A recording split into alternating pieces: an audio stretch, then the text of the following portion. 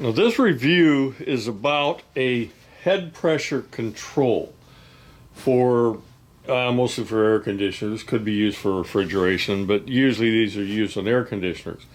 So if you have a lower outdoor temperature, you know, it's below say 65, 70 degrees, you can't build enough head pressure to make the equipment run efficiently. It loses capacity and just doesn't run right. So you need the head pressure to be at a minimum. So what this does, this controls head pressure by controlling the fan speed. Now it's made by a company called Fan Handler. The model's LA277. And it's a, you know, I've put a whole bunch of these silly things in over my career. This one is a little bit different than the ones I've seen. This one's actually made in Salem, Oregon, and it's just got this little metal case and a couple of connections for wires and a temperature probe, and I'll go over some of that stuff a little bit later. But it's kind of interesting how this thing is put together. There's only one control on it once it's installed, and it's right here. It's that little blue thing right there, and there's a screw head on it.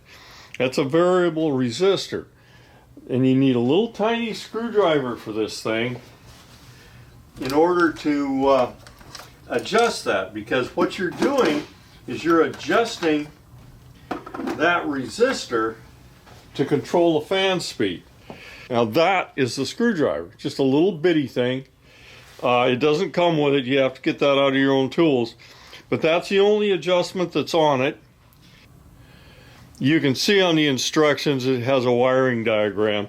I'll kind of go over that when I install it. It's it's pretty simple, but that's how that thing's put together. And what I'm most concerned about is it going to work? Is it going to work well? Today is it's about 40 degrees outside. Air conditioner would not work hardly at all without some sort of head pressure control. So this is a pretty good day to test it. Okay, here I'm out at the air conditioner. It's been raining. Yes, it rained too. It's about 41 degrees out here right now. This is going to be a really good test on this, because this is really, it's going to have to work really hard to work with 40 degree outdoor temperature. The air conditioner is fired up, is ready to fire up. This is a pressure that's in the high and low sides.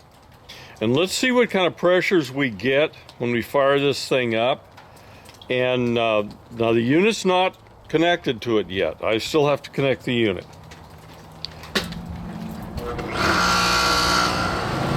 Okay. Now I'm going to let this run for a little while and then we'll come back. Okay, after this has run for a while, I've shown the saturated temperature is 33, runs from 32.5 to 33, and the saturated, that's on the low side, very close to freezing, but not quite. And the high side is, I'm only condensing at 55 degrees. I'm surprised this thing is air conditioning at all. And it probably isn't air conditioning very much. Okay, I'm going to go ahead and hook up the system and let's see what we can do. Okay, here I have the sensor and I'm going to put it right there. And I've got a little piece of insulation there. I don't have 3 hands, so I'm going to have to do this without the video, and I'll show you what it's done what it looks like when it's done. Okay, there it's covered. I may go ahead and put some black tape over this whole thing to get it a little tighter in there. But anyway, it's on there now. And we're going to go ahead and fire this up and see how it works. Now here the unit started up, and the fan has started out very, very slow, just barely turning.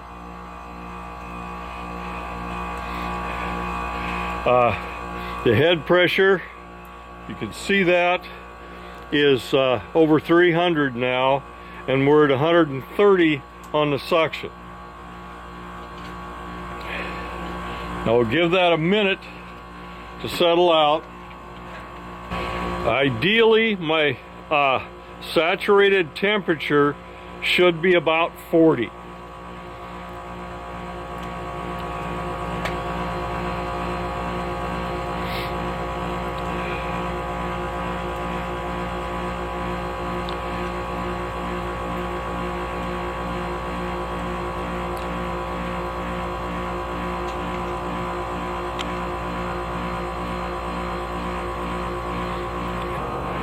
Okay, this thing's actually set pretty close, but what I'm going to do is I'm going to adjust that little pot in there, and we'll see what changes it makes.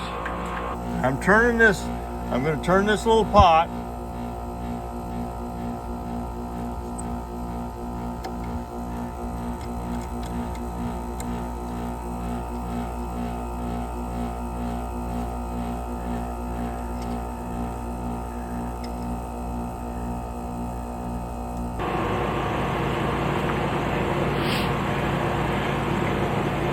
Now, if you look at this, I have turned the pot quite a ways, and the fan's moving at a pretty fast rate. You can hear it move there. Now, my pressure is dropping like a son of a gun. It's probably going to settle out a little bit, but because I've increased that fan speed, the pressures are going way down. Now I'm going to adjust it back.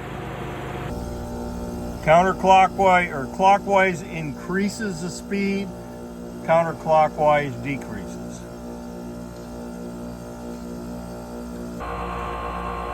Okay, I'm going to back it off a little bit more.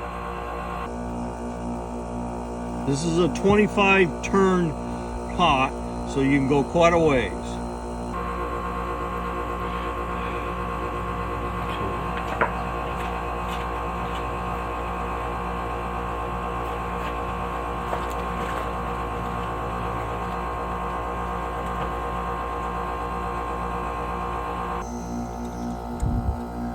Okay, gonna go a couple of more turns.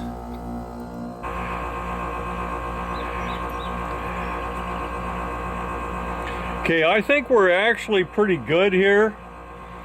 Now I'm gonna do one more test on this thing.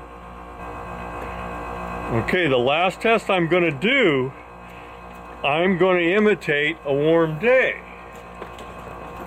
So, now, I've covered this thing up.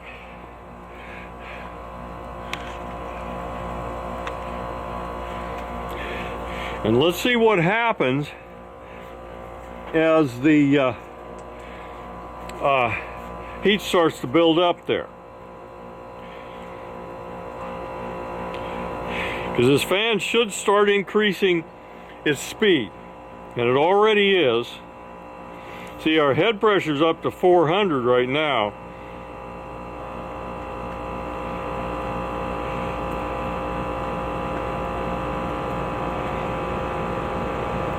Now, if you hear that fan, it's taken off. We're at 450 on the head. It's a little slow on the catch up there, but that's probably because the liquid line hasn't heated up yet.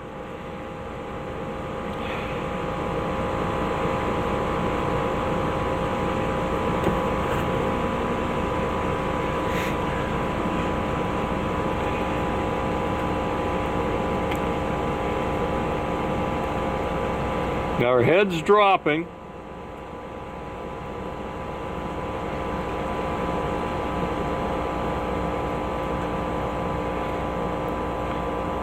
And actually the The speed is dropping too.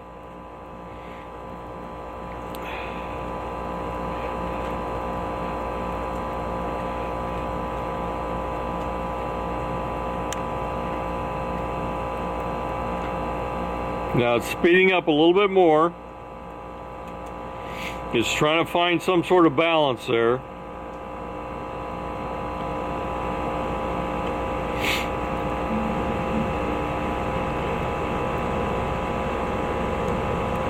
Okay, now that fan's speeding up quite a bit, and let's see how it settles out.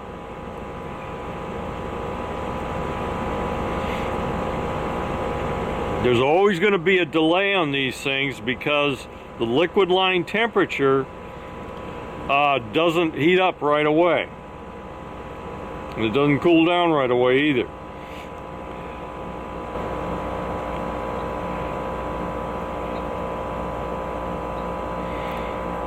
Okay, it is settling down, but it's not as close as I'd like it to be. My saturation was, I think, 103, and it's 122. Part of that is probably due to the fact that it's very cold outside, and so it's not going to it's not going to adjust to that temperature quite as well. I would prefer it did a little better than this. But let's pull this off and see if it goes back to the way it was before we started.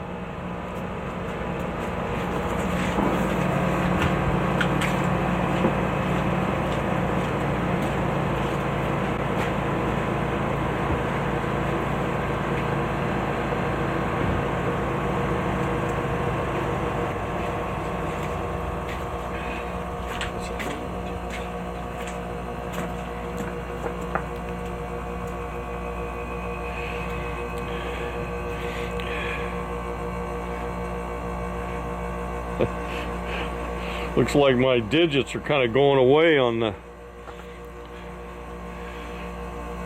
the manifold gauge set. I'm losing digits. We're sitting there at 200 and something. I don't know what's going on there.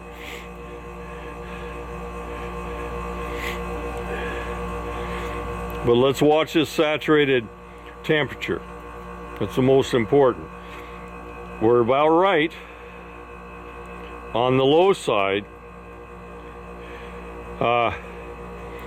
and let's see how it settles down.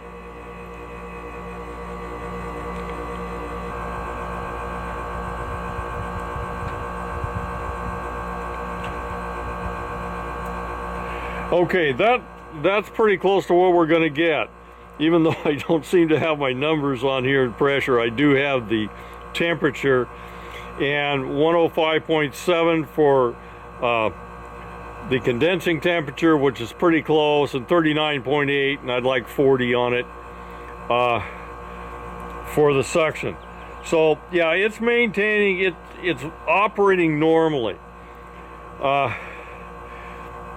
For the rest of this video, I'm going to talk about the wiring. It's really simple. I'm going to talk about the wiring, and then we'll go over what the results are and what I think of this thing. Okay, I'm going to go through pretty quickly the wiring for this. It's really pretty simple. The diagram is of the control and how it should be wired up. And if you notice, it is wired to the outdoor fan motor, in series with the outdoor fan motor, and it's hooked in series with the wire not from the capacitor. There's a common lead comes from the fan motor. The other side has a capacitor on it. By the way, you can't use this with a variable speed ECM motor. This can only work with a PSC motor. So it goes in series with the common side of the motor, between the contactor and the motor. The red wire goes to the common of the motor, and the black wire goes to the contactor. That really is all the wiring that's absolutely necessary, except for the ground. There's a green wire also that you can put to the chassis ground of the outdoor unit. But there's not really too much to this thing. There's another blue wire for radio frequency suppression, which is optional. You can put that on if you want to. And it goes to the other side of the contactor. The only thing I would note on this diagram is it's showing L1 and L2 in the contactor, which is actually backwards. It should be hooked up to the T1, T2, which is the output of the contactor. That's the only thing I see that's different on there. And the temperature sensor, you know, you can put that where I put it on the liquid line. You can put it in the airflow from the fan, but I would not do that. I don't think that's a good way to do it. Okay, so much for that. Is this thing any good? It does as advertised. As far as I can tell, it's effective even down to about 40 degrees outdoor temperature. So it works well. It's simple to hook up, simple to adjust. Simply the adjustment with the little potentiometer is about all you have to do on this thing. And it should work okay. Using it with a heat pump is a little bit different because you have to put a bypass relay on there to bypass it in heat. And you don't have that. It's not built into this thing or anything. You'd have to add that separately. But I was impressed that the machine works quite well. And it's kind of interesting. It's kind of a locally made sort of thing here in the States. And you're supporting a company that is based here in the States. And that's kind of neat. But other than that, it performed as advertised. It works good. I would have no problem using this thing. This will also be an interesting unit to use for a service tech when he's out doing service work, and we oftentimes have to fire off air conditioners in the spring when there's not enough temperature outside for them to operate normally. If you put this thing in that common circuit, it's just a couple of wires, there's not much to it, and you could let it control the fan, so you'll build your head pressure up and get maybe a more sensible reading from without blocking off the condenser. I used to have to block condensers constantly out there to try to get this to work. And this might work as a tool that you just keep in your toolbox. So it's kind of neat that way too. So yeah, it's a good product. And that's it on this one.